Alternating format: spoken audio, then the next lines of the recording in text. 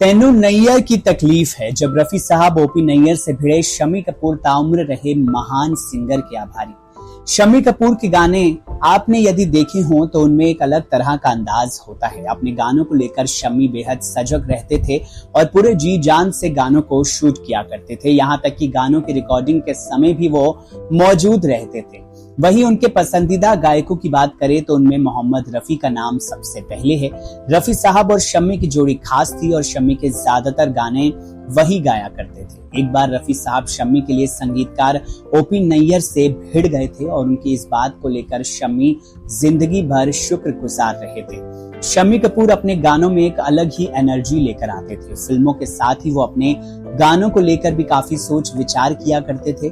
जब भी उन पर शूट होने वाले गानों की रिकॉर्डिंग होती थी, वो खुद ही रिकॉर्डिंग स्टूडियो पहुंच जाया करते थे। ऐसा ही कुछ एक बार फिल्म कश्मीर की कली के गानों की रिकॉर्डिंग के दौरान हुआ। फिल्म के खास गाने की रिकॉर्डिंग होने वाली थी। शम्मी भी वहां पहुंच गए। उनके पसंदीदा सिंगर वहां पर गाना गाने वाले थे। फिल्म कश्मीर की कली 20 नवंबर 1964 को रिलीज हुई थी।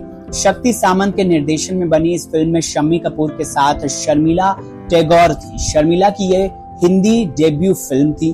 फिल्म को दर्शकों ने खूब प्यार दिया था। फिल्म का संगीत ओपी नैयर ने दिया था और एस बिहारी ने इसके गीत लिखे थे। इस झील पर फिल्म का एक गाना ये चांद सा रोशन चेहरा फिल्माया जाना था। इस गाने की जब रिकॉर्डिंग होनी थी तो शम्मी भी वहां पर मौजूद थे और जब उन्होंने गाना सुना तो नैयर साहब से एक रिक्वेस्ट कर डाली। शम्मी ने गाने के अंत में तारीफ करूं क्या उसकी जिसने तुम्हें बनाया को अलग पिच पर अलग अंदाज में रिकॉर्ड करने के लिए कहा। नैयर साहब को शम्मी का आइडिया अच्छा नहीं लगा और उन्होंने इससे साफ इनकार कर दिया। शम्मी ने काफी बार नैयर साहब को समझाया लेकिन वो नहीं माने। नैयर साहब के इनकार के बाद शम्मी काफी उदास हो गए। जब मोहम्मद रफी साहब ने उनसे पूछा कि क्या हुआ तो शम्मी कपूर ने पूरी बात बताई और कहा कि इस तरह से गाना और बेहतर हो जाएगा।